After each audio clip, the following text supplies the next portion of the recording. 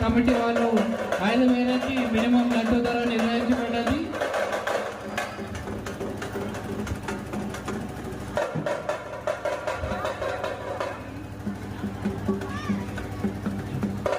Minimum 5,000కి committee వాళ్ళు నిర్ణయించబడ్డది.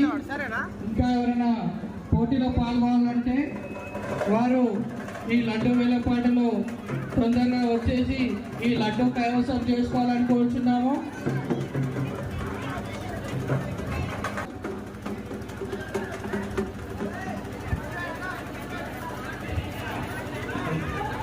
రాహుల్